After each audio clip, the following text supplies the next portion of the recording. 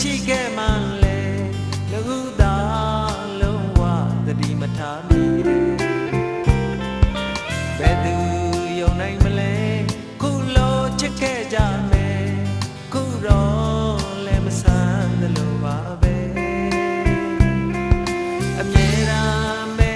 တွေ့နေခြင်းနဲ့ချစ်ရဲ့ချစ်စကား